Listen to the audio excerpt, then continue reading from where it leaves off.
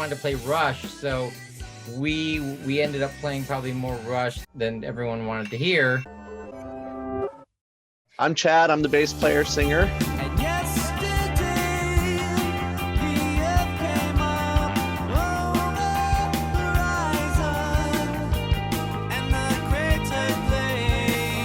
I'm Reed, play the drums, and I, do some of the behind-the-scenes work like video editing and stuff like that.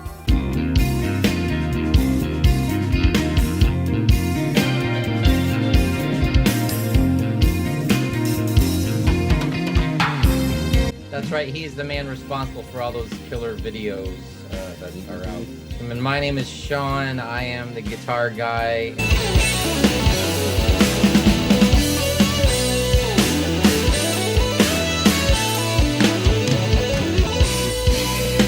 And I'm Pete. I do their media and graphic design work, and they asked me to come here, but they're the brains of the outfit, really. Well, yeah, basically, Dean, you were telling me about a little bit of your early history, and it definitely parallels what we did, starting out playing in cover bands and, playing the top hits of the day, but we wanted to play Rush. So we ended up playing probably more Rush than everyone wanted to hear. But, that's what we love to do. And we never thought it would turn into like a Rush tribute band one day. So it did. By the time we were in our early 20s, that's when the Rush tribute band kind of took off. Actually, the name of our Rush tribute band is called Rushour. It's all one word, Rushour. And then Signals, that kind of came out of us wanting to play original music. And we didn't start seriously writing these Rush influenced originals that are on that recording until way later, until we met Chad. And but we always came up with our own original music starting, when we first met, like 1986 or so. And we had our own studio. We were really blessed. We used to just call it the studio. It was in DeLand, Florida, with our buddy Tony Manna. And we would jam and write original music on the fly, or actually compose Rush influenced songs. And it was just natural because that's what we loved, and that's what we started with. It's like part of the DNA or something. We hooked up with Pete, and he helped us get it all together. And I know people don't really buy albums or listen to albums anymore, but we wanted to make an album, and it didn't happen until we met Pete. So we definitely have him to thank for that. But yeah, we started off doing the Rush thing and, playing Rush, a lot of Rush. And then the idea of a Rush tribute band, really speaking for myself, I didn't even believe you could do that. I thought, you can't just go out there and just play Rush. But then I found out that you could. So then we were like, oh, well, then let's since we enjoy doing it so much, there's no reason to go out and play some cool gigs doing it, So that's what we did, along with doing our original. Especially at the end of the 80s. Yeah. We kind of, we were doing other, types of top 40 and, cover band gigs, but Rush was always the thing that we really wanted to do. The other stuff was just to, just because, we could, and, you go out and work as a musician, but the Rush thing was always something we just liked doing. I was going to say, just to add to that too, I kind of popped into the picture with these guys around about, 2001, 2002. I'd worked with Reed in a local cover band, and of course, the Rush conversation comes up. Long story short, we needed a guitar player for the cover band. We brought Sean in, and then that's kind of where the Rush tribute revived. And then that's when we started talking about writing originals, and we were just all clicking on the same page about ideas. Yet we all had different ideas and influences too. So it's that same old, you're the sum total of your parts. You have a lot of the same influences, but you also have a lot of different ones too. And that's where you really get that originality. But we started writing, putting together ideas, and it's just been like that ever since. So when we started the Rush tribute in the early 90s as a professional Rush tribute band, like literally 10 years went by that band was on the road and all that. The band didn't write any original music at that time, and different members came in and out. Reed was the main drummer most of the time through most of that. But there was a huge chunk of time where we really didn't write any original music. Everybody kind of went their separate ways. But when we all reconnected in the early 2000s with Chad, the Rush tribute had kind of fall by the wayside. And at that point, wow, like, oh my gosh, this guy Chad, he's like, we found our Geddy Lee. and we were able to, we wrote music because we were all on that same page. The gravity that pulls on me, it strains me less than all it breathes. And every bounce I'm feeling less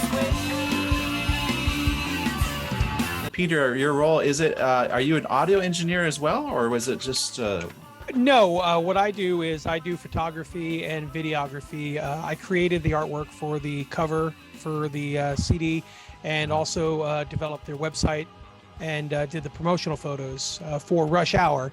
And then once they had, mentioned to me about Signals, I started listening to their songs and said, well, when is this coming out? And they said, well, we've never actually been able to get around to doing that yet. I said, gotcha. And we put it together there. And was able to, because this is some great music. They're amazing tribute artists to Rush. I mean, Reed, I think if Neil ever heard Reed play, he'd give a tip of the hat to him and says, well done, son. And of course, Alex, they are phenomenal musicians and they do justice to Rush. But then when you hear Signals, it's definitely Rush inspired, but it's their own sounds too. And I thought this stuff is just too good to be sitting around somewhere on a hard drive. And we need to get it out there so people can see it. I think that definitely we were, playing a lot of gigs, and definitely doing the Rush gigs definitely helped develop the chops for our original stuff. Rush crowds are they're critical. They kind of, you get the vibe as soon as you look at them, is that they're expecting something. So it's not just like a punch it in kind of gig. It's just like you got to really give it your all. And that was a definite learning experience, and also something we wanted to bring into our original thing, was that same kind of energy. And yes, we do work. All of us do work professionally, full time as musicians. It's not always strictly the Rush tribute, but it does all tie in. I mean, and again, it goes back to that old adage: if you can even remotely play anything by Rush, then you're probably able to play just about anything else that you want to. And I think that goes into writing too. I listen back to the album that we recorded. Sometimes it strikes me as, man, how did we write that? Man, that's us. Wow, I didn't know we were that good. It's always a surprise. We wrote that. Thank you so much, Peter. We got to hand it to Peter, because again, we're all about the writing and the recording, but we needed somebody like him, that creative mind, to kind of put a vision to it and to kick our butts to do it, and I'm forever grateful for that. The original music that we do, unfortunately, in Florida, we are a little bit in a cultural dead zone. So there are some music festivals that we play down here, and we did one last year where we are able to play our original music. But there's really not a lot of venues for that style of music down here in Florida. There's like a couple of venues, like there's the place down in Boca Raton that has progressive rock and fusion artists from back in the day, the Funky Biscuit, like venues like that. But there's really no other type of venues for that kind of thing. Now, if we were up in the Northeast or Midwest, we could definitely get original gigs playing that music, and people would totally be into it. Just like that's where the majority of the Rush fans, Canada, Northeast, Midwest. But back to your original question, because you gave me the idea of, well, hey, where do these guys play their original music? Unfortunately, there's not a lot of venues down here. We would have to travel. The Rush tribute band, we were hoping one day could be kind of like a piggyback for us to do basically like what that band Why Not is doing. We actually had that concept literally 20 years ago, like when we first met Chad. We just didn't get it going, and there wasn't really that much of a call for that because Rush was still around touring. Now that Rush is gone, there's way more of a demand for that. But anyway, the Rush band, Rushour, is still very active. We do shows nationally or internationally, depending on where they're booked. We don't really go out on tours per se. We'll do like a few gigs at a time, sometimes in a certain region, but we play shows throughout Florida, the Southeast, Northeast. We have played in Canada a few times as well at the International Rush Convention, for RushCon. But that band is pretty active. We are booked through a tribute band agency. Sometimes we book gigs ourselves, but like the higher end gigs, they really have to be done through an agency. Yeah, and Right. To add to that too, we've as we've also gotten older, we've become a lot more. How did Spinal Tap put it? selective about what we do, or the types of gigs that we're doing and picking up. We've become more selective. Yes. Yeah. People can find that touring information on what's the website, Chad? Oh, you're gonna put me on the spot. Wait. Rushourband.com. There it is. Yes, I remembered. Glad you didn't ask me. I'd have been like, oh man, I would have forgot the band part. Anyone who's watching this video, the links to your website will be there. Talking about other influences other than Rush, obviously, I'm sure you pointed out some weird stuff like, I was out, Reed and I started listening to Holsworth when we were little kids, and just crazy fusion stuff like that, and, I'm hoping that with some of the newer bands, like what is that, Snarky Puppy and those kind of bands, there maybe newer audiences will be into fusion and stuff, but we can't go too crazy with that stuff because it really is not the music for the masses kind of thing. But yeah, that influence is definitely in there, and there's no way to get around it.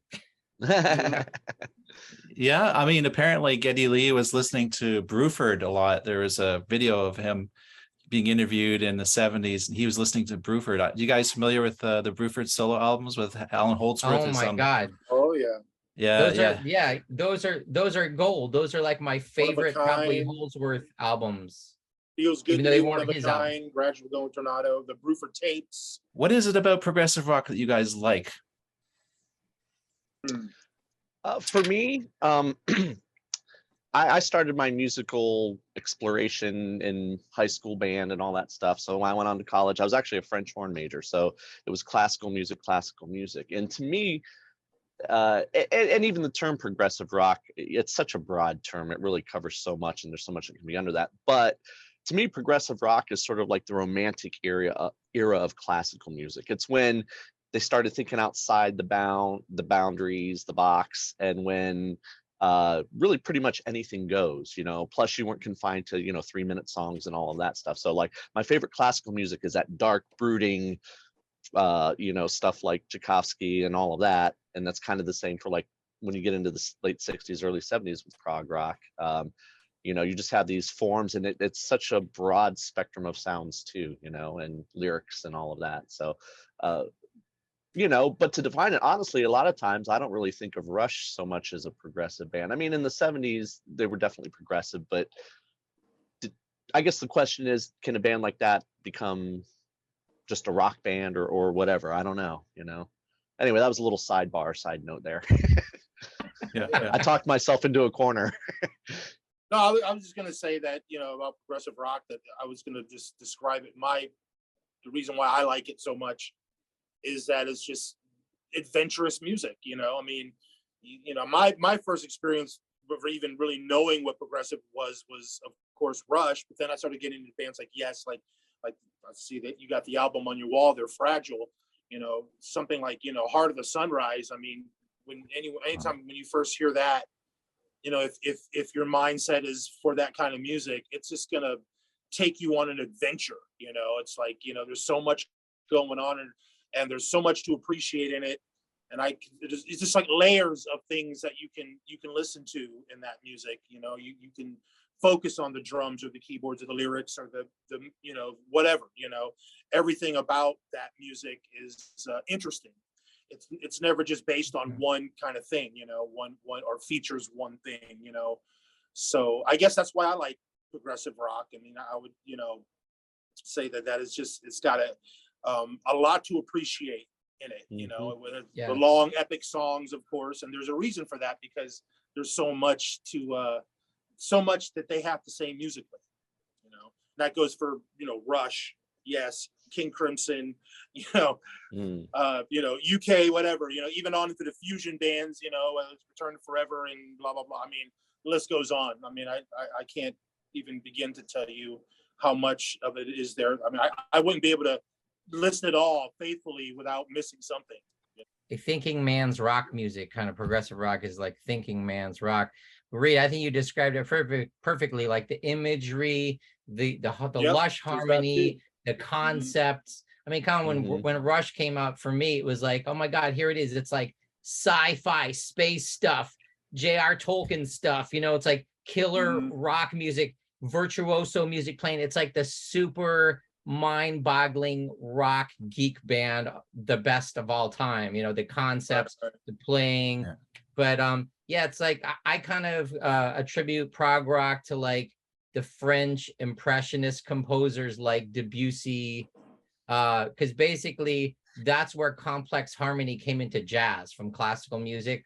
So that's what those early prog bands were doing before Rush. They were adding classical harmony, classical concepts to rock music, and nobody had ever done that. It was mind blowing. Yeah.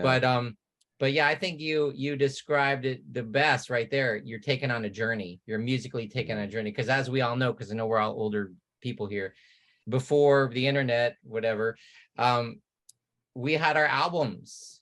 And that's what we would do. We'd listen to albums, we'd look at the artwork, and we would just go on a voyage, in your own mind. And that was the magic of it. And, I think a lot of younger people actually are jealous because they wish they had that. But yeah, it was going on a journey. Well, that's one of the reasons why I did the design I did for the Signals album. If you look at this gentleman right behind me here, you can see he's in space, he's looking up, he's doing something. You're not quite sure what's going on, but it's out there. And it just leaves it up to your imagination with the lyrics that they do. I mean, like you said, day and the night. It's like, I'm a phantom living the day and the night. What the hell does that mean? But you can get some really cool ideas from it. And it's like, oh, okay. And then, of course, with the video that they produce with what Reed cut together, you get a little bit more of the imagery there. And one of the things I like about prog rock is kind of what I like about jazz. You're never quite sure what you're going to get. No one band is the same. It's incredible musicianship, and even on the same album you can hear this style, then all of a sudden it's an upbeat, then it's a darker tune, then it's just a complete pop song, then it's like this really long melodic trip.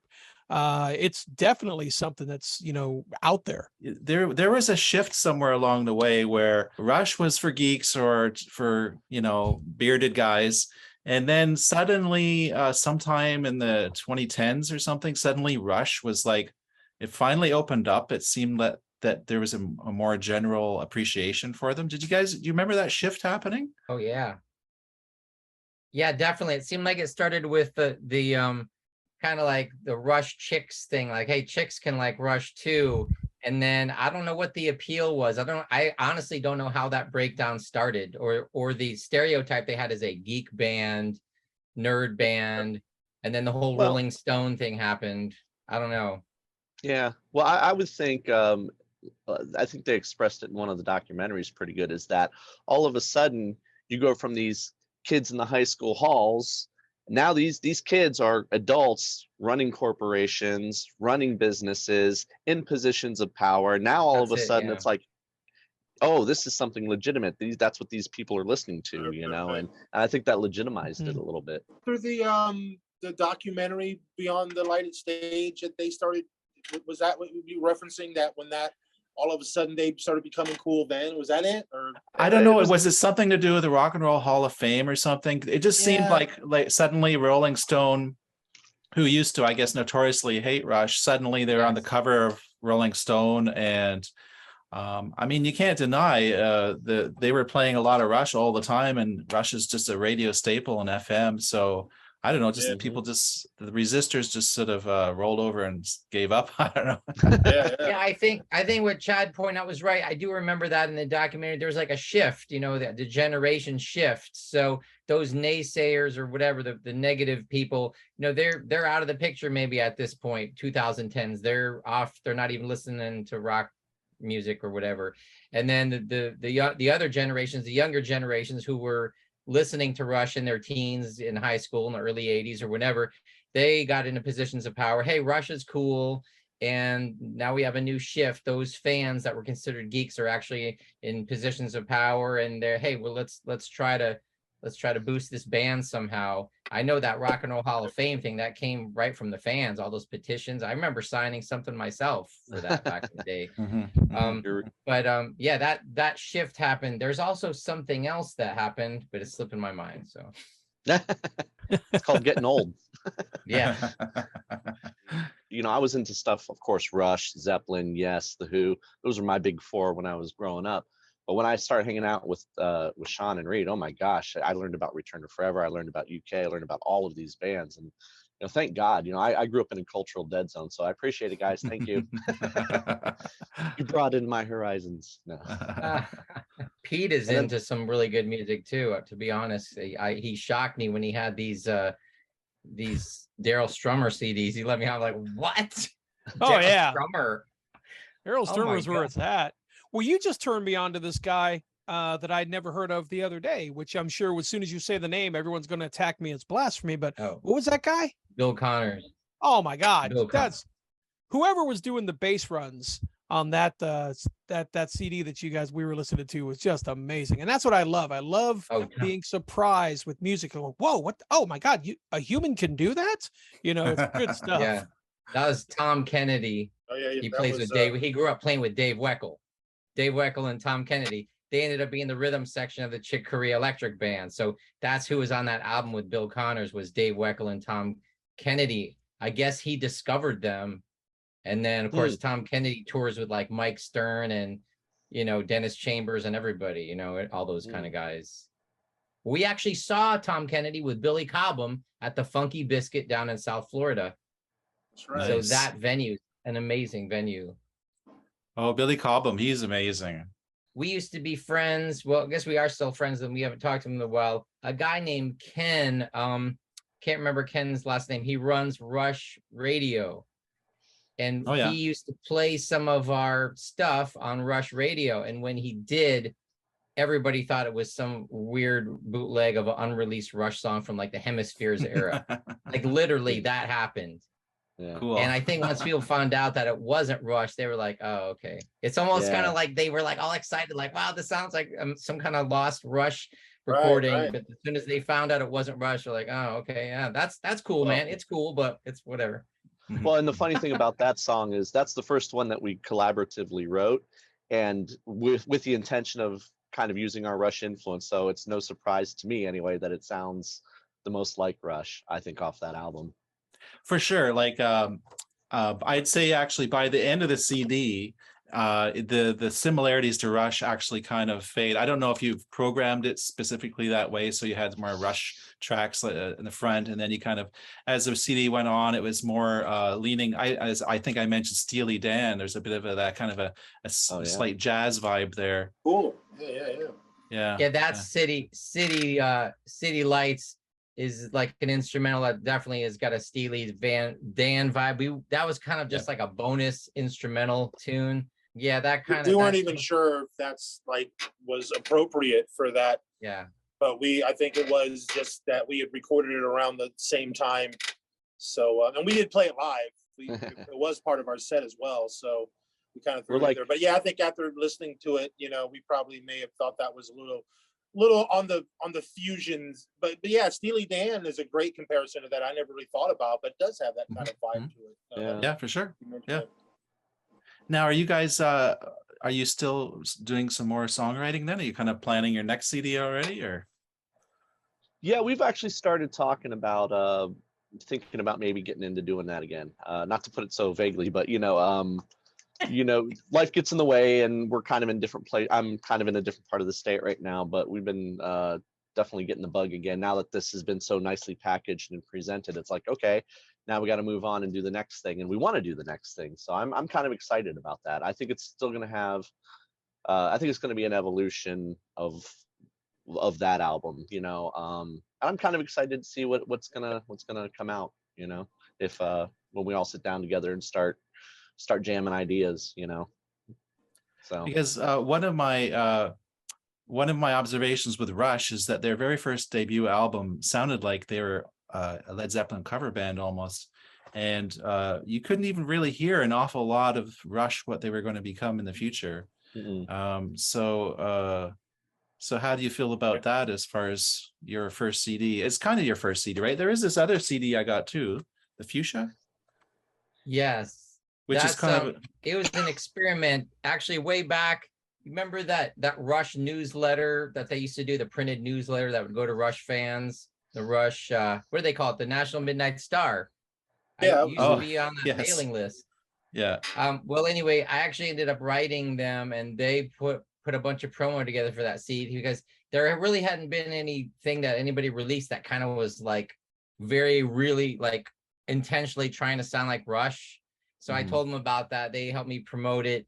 And that's just an instrumental album of music that was supposed to be kind of like almost like if Alex Lifeson would have released an instrumental album or something. And it is kind of a little bit harsh because it's raw in a lot of spots. And I was trying to make it sound really sci-fi. Reed played his like old school kind of electronic drums on it, which I kind of learned like, wow, we should have done something to remix that just to take away some of the electronic presence.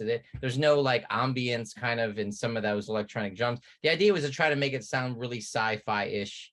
I think it does in some points, but in other places it falls short. But that was kind of the first attempt at a original sounding Rush album, basically. Yeah. And that was before we met Chad. Yeah, that was before y'all met me. But one of the things that we did do is take the song Time Machine off of that album and re-recorded it for the Signals album.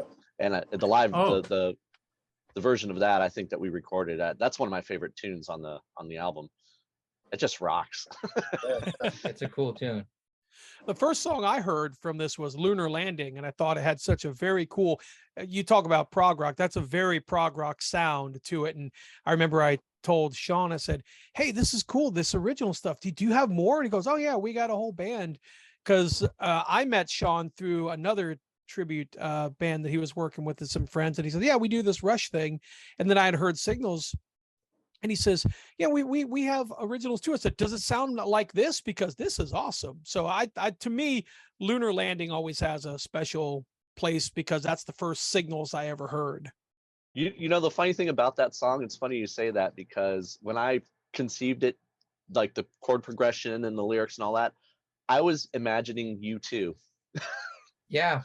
But that just goes to show how things, when people add their own little flavors and spices to it, it turns out to something different, you know? Yeah, but you know what, Chad, you know what's interesting about that is I got that kind of vibe from that too. And at that time, I don't know, you guys probably know this, but Rush was influenced by U2.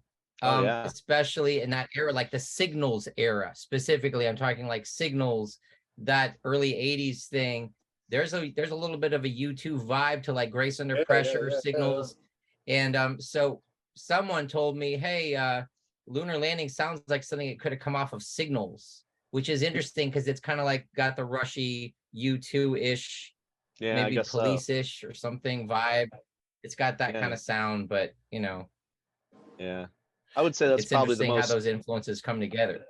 Yeah. That's probably the most single quality song on the album, I think. Yeah, I agree with that. It's a top 40 hit. It could have been. I don't know if the originals would catch people's ears as much as if they heard it live. The last time we played a live gig, there were people there just like, what the hell did I just hear? They couldn't believe that they heard good that or bad? Music. You know, like, where did you guys come from? What planet did you come from? Because, you know, right after us was, you know, Sally and the Mustang Swamp Club or whatever, and you know, then the Peter Biscuit and the whatever, the Hayride Club band. So that's our next album. Somebody's gonna take that name, Skeeter Biscuit and the Hayride Club band. Anyway, if we were out on hitting the pavement a little bit more, getting the music out there, I'm sure we would pick up some fans at, you know, known prog music type of venues. That's one of the things that I love about Rush is that it's the work ethic that they make an album and they go and they tour it they do long shows. They really, every show is you know that they're putting 100% in. And I was fortunate to see Rush twice. I saw them in Toronto, Maple Leaf Gardens, when they went on tour for Hold Your Fire. Then again in the 2012s, 2010, 2008 or something like that. And they're every show, I know what their ethic is. And how does that affect you guys in how you admire Rush? That's definitely how we do our tribute shows. I can tell you that. Those can be long and just like physically, psychologically enduring marathons, especially on Reed. The high level. performance, Yeah. if you want to call it that, is yeah, that I'm doing it now. Like, we're all getting older, and I'm still doing it because I can. And every time I get that, sometimes you have a bad day, you get fatigued, whatever. I just always think, man, I'm just grateful I can still do it, because it's hard to continue to do that. And in my younger days, I had definitely more the stamina and energy, but these days I guess you could say I have just more soul. About that, I mean, I think I play it much better these days than I did, 20 years ago. But I sometimes do still wish I had the stamina, but the dedication and all that is still, that's always the same. It's a high call to do a Rush tribute, and when it comes to doing our own music, I want it to be like We that do it too. the same way. I want the it to same. be the same standards. Otherwise I wouldn't dig it. I mean, when you're into a band like Rush, and like I said, the high standards that they have, I couldn't be in something else that I didn't feel like we were trying to at least give it the same. I'm by no means comparing us to Rush either, because that's not what I'm saying. But just to try and have that same spirit and the same attitude, and just the same, to go in it, really, really wanting to do the best you can do with every aspect of it. It's songwriting, musicianship, recording. I mean, there's so much that you have to get right, in doing this, and but that's that's definitely the game, is trying to live up to those standards of a band like Rush. Well, you can't say it, but I will. Signals is, to me, analogous to Rush in as much as it's this little three little guys just sit on the stage, and then this huge full sound comes out. It's like what Sean was saying, the last live gig that I saw them do a Signals thing.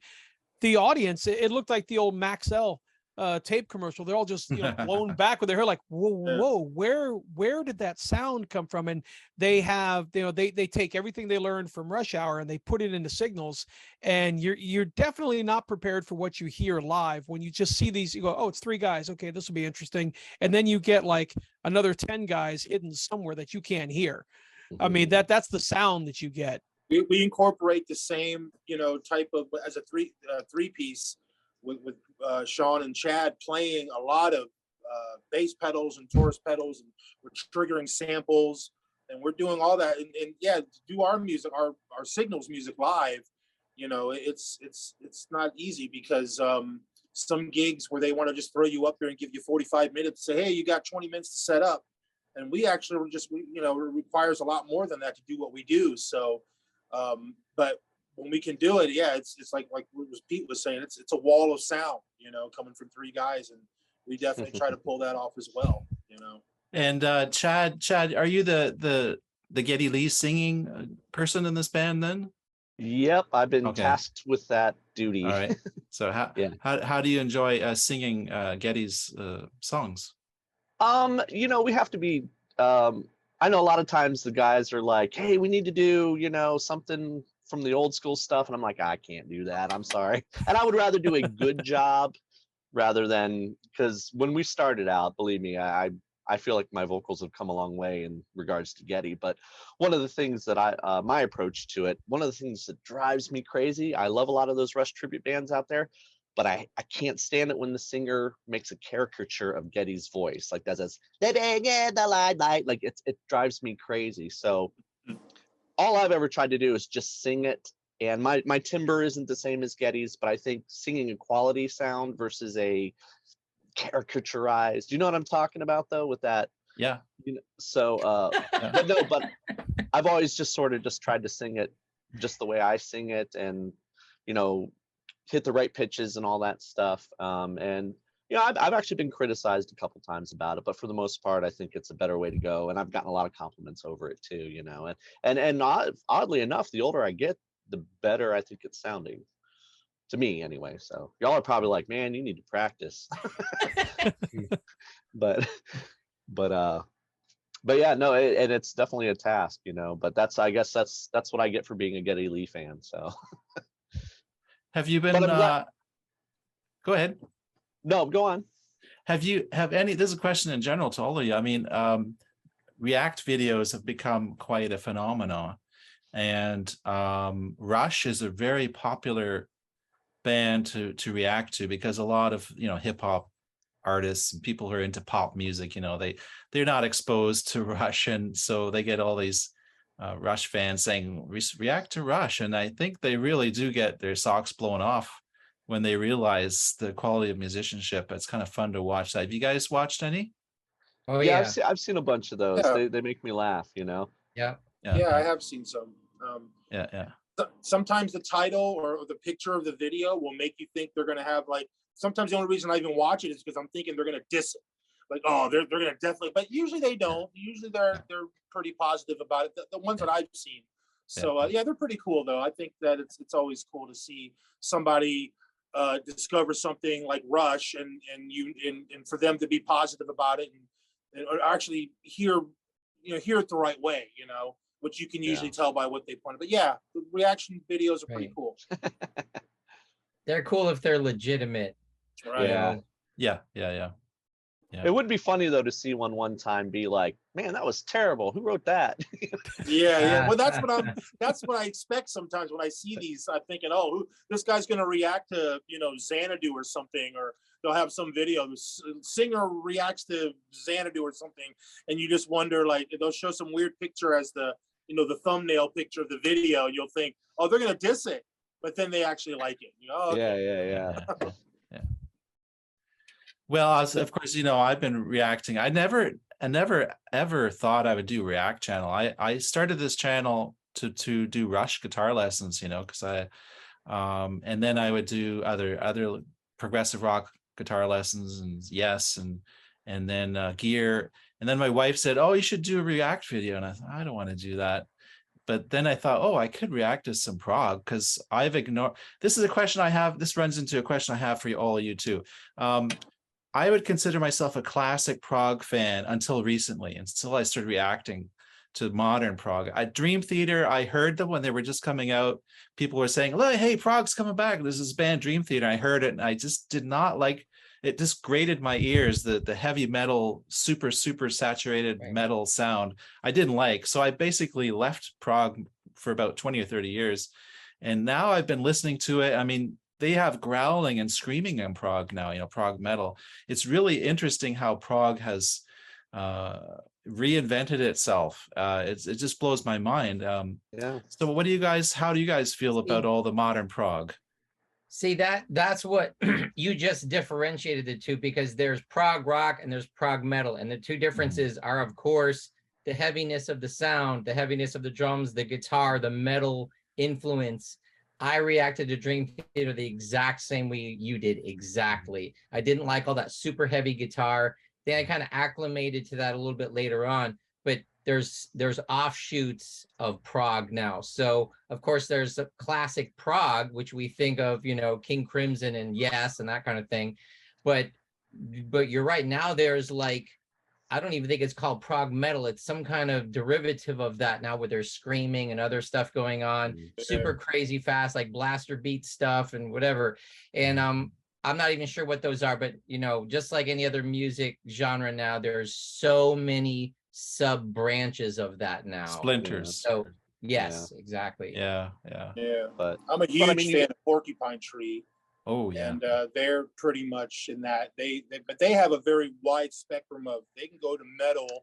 They don't do any of that like that growling, you know, metal vocal stuff like bands like Opeth, which they do that. And I'm not like really familiar with a lot of the prog metal bands that are just, I know there's a lot of them out there. But like I said, Porcupine Tree, when they've been around for a while, but they just recently got back together for a new album. And to me, they're about the only thing prog that's today, you know, that modern prog that I'm really into. Dream Theater, I love them too, but I'm with you on that. When I first heard Dream Theater, you know, 30 years ago, I was like, nah, this is not my thing, you know. But they've evolved, you know. You listen to them now, they don't sound anything like they did back then. They sound way better now, you know. Yeah, they do. Actually, since they got Jordan Rudess, I think that was a huge step forward for them, you know. Okay. but yeah, the news, the prog now is kind of branched out into a lot of different, and definitely metal is has been a big part of that, but I wasn't, I mean, like, there's probably a lot of prog metal bands out there that I'm not familiar with, that are doing it, that are, or I don't know if if it's different, prog metal or just metal. I don't know. Like, I guess if it's prog, what does that mean? If it's prog metal, that they do odd time signatures and long songs, is that what that means? Or is it just basically, yeah, prog metal is, I would say it stems more from, I think King Crimson actually was one of the first metal sounding bands without even necessarily being metal. There's just something about the attitude of some of the early King Crimson that to me is sounded they had just like a raw, ugly sound. Yeah. You think of something like Lark's Tongue and Aspic, just the way that song starts, the way Robert Fripp starts playing that song, even though it's not, I wouldn't consider it metal, it's very crude. Crude, yes, crude. The attitude of it, it's so crude and just like, it has the same vibe. But so yeah, I agree with you that it definitely, that sound, but metal and like, to me, it's evolved. Even metal itself, like back when Megadeth and Metallica and I guess the late 80s or whatever, the early 80s, when they came out, if you listen to one of those albums now, the sound isn't very good.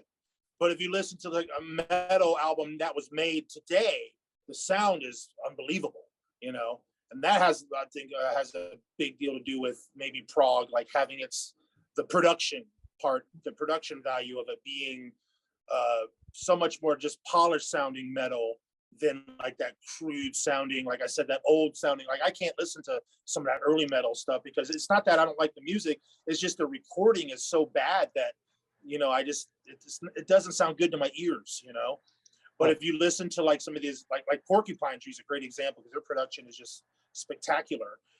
When they do something metal, the sound is so thick and huge and crisp and just, it's beautiful sounding, even though it's heavy, So I kind of consider that to be a part of the prog thing too, is having that amazing production to back it up, Yeah.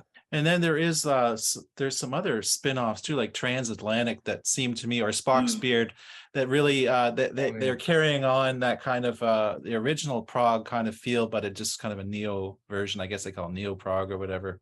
Yeah, it's amazing how many different splinters there are of bands. And yeah, I mean, would you think of something like Wolfpack or Skinny Puppy as prog, or Skinny Puppy? You mean Snarky Puppy. Okay. Oh, Snarky Puppy. I'm sorry. I was thinking. I actually caught Snarky Puppy live. I actually was into Snarky Puppy before they caught on. I didn't even realize that they became really big now. I thought they were always going to be a small act that would just us people who like fusion jazz would appreciate. But I guess they're spanning into they're breaking in with the younger market and that's really good to hear. And I would say isn't that more like funky fusion? I mean, I don't know. I guess it could be considered prog too. I mean, there again, we're talking about prog, how it branches out, and there's so much different, so many different genres that kind of fit into prog. But hell, I consider the Beatles to be prog. I mean, in my opinion, I think when they came out with Sgt. Pepper's and all that was, adventurous music. Like I was saying earlier, it was adventurous, however you want to look at it. So I don't know. There's a lot of there's bands out there like Jellyfish that could be considered prog maybe, but they're very poppy and almost mainstream, I guess. Almost like Tears for Fears, kind of in that kind of. Exactly. Right. Yeah. I mean, I may be taking it too literally, but that's just the name prog. It's progressive. So anything that takes what is established and then just goes one step beyond or goes into a different and literally does progress into something else, I would consider that prog. Yeah. And speaking of that, since we are very Rush focused, all of us, I guess Rush plays a huge role in our lives. I think we all have that in common. How do you feel about Rush's career span? How they went from the 70s to the 80s and the 80s to the 90s, the grunge sound, and then in the 2000s, and how are you guys feeling about Rush's whole career as a whole? I'm grateful for it. I love it. In fact, I don't think I could have stayed into them if they would have just stayed, you know, if they would have made, you know, 10 more albums that sounded like Moving Pictures, I would have just been like, well, that's cool, but, you know, I've heard it, you know. So to me, I think it was a great thing that they did that they kind of changed with the times, you know. And like in the 90s, when grunge came out, they came out with Counterparts, and you could hear it, you know, and you could hear the influences in Rush. They were always kind of like doing whatever, you know, doing whatever they liked and putting it into their music, but still somehow they remained Rush. They always had the Rush sound, but yeah, I'm grateful for that they were always changing. And of course there used to be that the 4 album period. They would do 4 albums and a live album, 4 albums and a live album. And every time they came back out of the live album, it was a drastic change, you know, like, you know, like 2112, All the World Stage, and Farewell to Kings. And then you had moving pictures, Permanent Ways of Moving Pictures, then Exit, then Signals came out, which I had a lot of friends that dropped off when Signals. They were like, "Oh, I can't deal with all this keyboard rush," you know. And then, you know, they did 4 albums of from Signals through Hold Your Fire, which then you had like albums like Show Power of Windows Hands in there, and they were, you know, like I said, forever changing. And then, you know, when the 90s rolled around, you know, what was it, Presto, total change. But, you know, yeah, the sound, and then of course when we get into the later Rush, you know, the 2000s, after of course Neil had his tragedies and all that, they weren't making albums a lot at that point. That 4 album cycle thing was over. So but they still progressed, I guess. I mean, they only did Vapor Trails to, you know, only 3 albums, right? Yeah. New albums of new music, you know, yeah. Vapor Trails, Snakes and Arrows, and Clockwork Angels. I mean, I don't really include Feedback personally. Yeah, we can do without that one. but still, even then, you know, I guess you could say there was a drastic, you know, change from, you know, even though that was a longer period for those 3 albums. But the way Rush changed their sound from period, I mean, it was just amazing. Yeah, and I can say from my perspective too, yeah, the cool thing about Rush is that when I'm in that Zeppelin raw mood, you know, it's Fly By Night or Rush. You know, if I'm in something a little more, you know, there's just always an album for your mood, you know.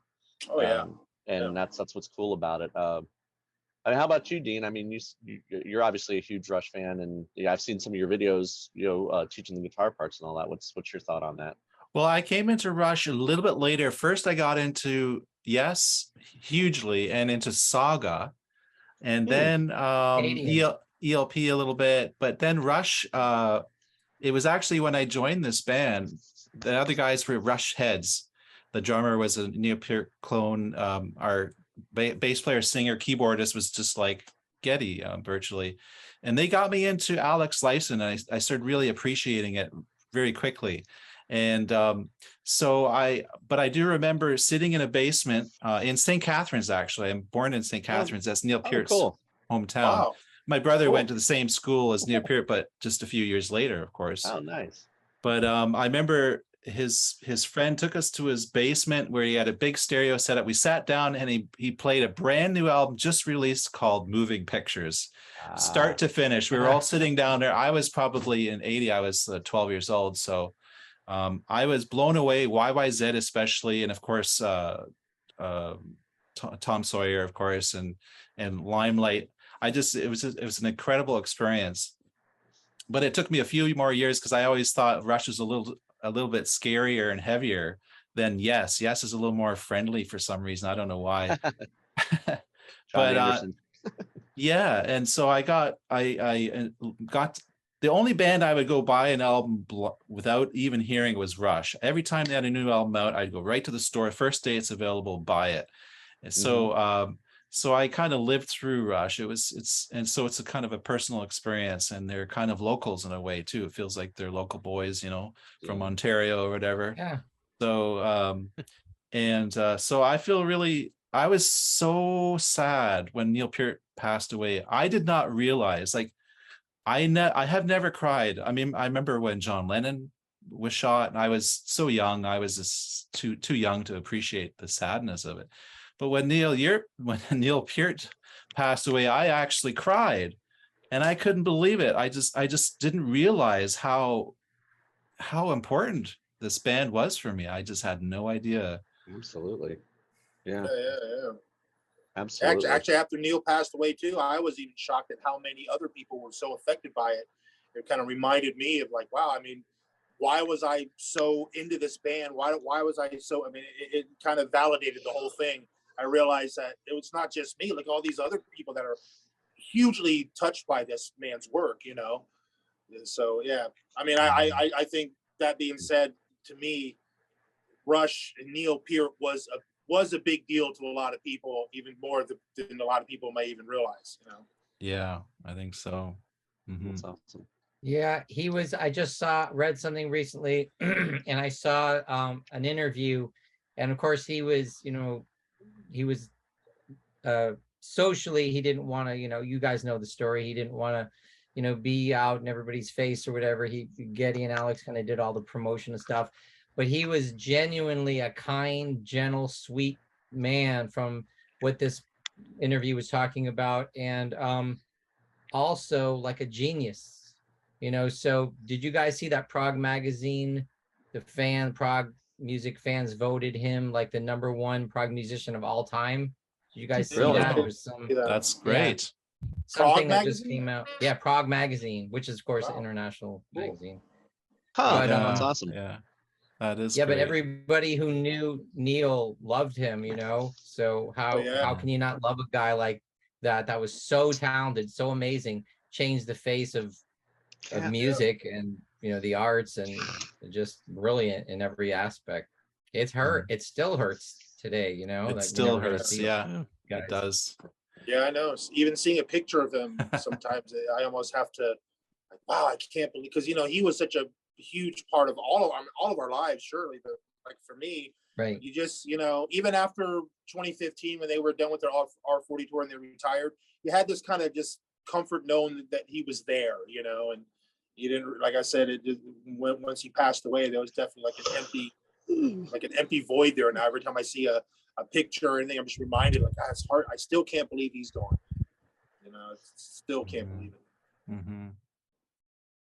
Well, we got two minutes left, so I guess we can wrap it up. Yeah. No, Nice let's to keep see your going. cat there, Chad. Yeah, she wanted to say hi. There she goes. There you go. Bye, Tor and the snowcat.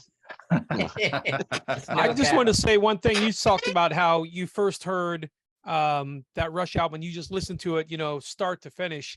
That's Yeah. one of the good things. And like I said about the Signals album, Lunar Landing, it's got that storyline that you could, it's got a couple of singles on it, and it does have those tunes like Day in the Night and Lunar Landing. So those are like the pop hits that would be the radio.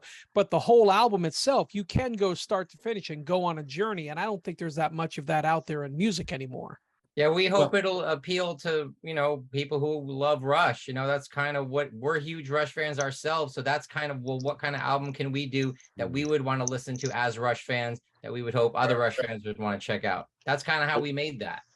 Well, Perfect. let's say thank you to Dean, because he's going to be leaving us here real soon.